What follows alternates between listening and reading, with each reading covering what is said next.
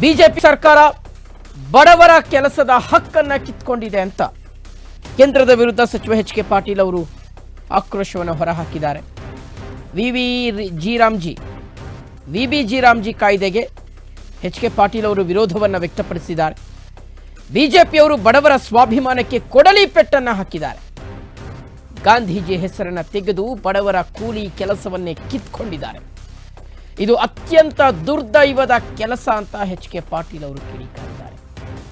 ನಾವು ಬಡವರು ಮತ್ತು ರೈತರ ಪರ ಇದ್ರೆ ನರೇಗಾ ಮತ್ತೆ ಪುನರ್ಸ್ಥಾಪಿಸಿ.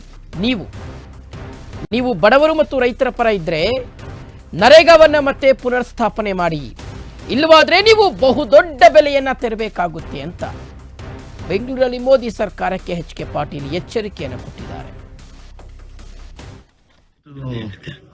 ನಮ್ಮ ರಾಜ್ಯದಲ್ಲಿ ಅತ್ಯಂತ ಮಹತ್ವದ ವಿಚಾರ ಅಂದ್ರೆ ಬಡವರ ಏನು ಕೆಲಸದ ಹಕ್ಕು ಕಿತ್ತುಕೊಂಡಿದ್ದಾರೆ ಬಿಜೆಪಿ ಸರ್ಕಾರದವರು, ಬಡವರ ಸ್ವಾಭಿಮಾನಕ್ಕೆ ಕೊಡ್ಲಿ ಪೆಟ್ಟು ಹಾಕಿದ್ದಾರೆ.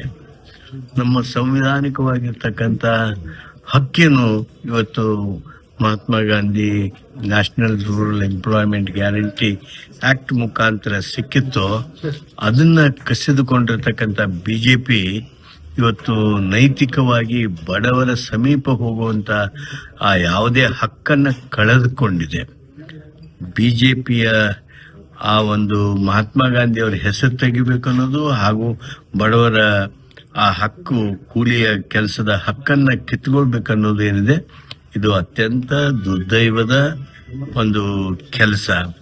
ನಾನು ಕೇಂದ್ರ ಸರ್ಕಾರಕ್ಕೆ ಆಗ್ರಹ ಮಾಡ್ತೀನಿ ಹಾಗೂ ಎಚ್ಚರಿಕೆ ಕೊಡ್ತೀನಿ. ನೀವು ಬಡವರ ಪರ ಇದ್ರೆ, ನೀವು ಕಾರ್ಮಿಕರ ಪರ ಇದ್ರೆ, ನೀವು ಕೃಷಿ ಕೆಲಸಗಾರರ ಪರ ಇದ್ರೆ, ಸಣ್ಣ ರೈತರ ಪರ ಇದ್ರೆ ತಕ್ಷಣ ನರೇಗಾವನ್ನ ಮತ್ತೆ ಪುನಃಸ್ಥಾಪಿಸಿ. ಇಲ್ಲದೆ ಇದ್ರೆ ನೀವು ಬಹುದೊಡ್ಡ ಬೆಲೆಯನ್ನ ತೆತ್ತಬೇಕಾಗ್ತದೆ. ಆ ಕಾರಣಕ್ಕನ ಇದು ಜನರಿಗೆ ಸಂದೇಶ ತಲುಪಬೇಕು ಅನ್ನುವಂತ ಉದ್ದೇಶದಿಂದ ನಾವು ವಿಶೇಷ ಅಧಿವೇಶನವನ್ನ ಕರೆಯುವಂತ ನಿರ್ಣಯ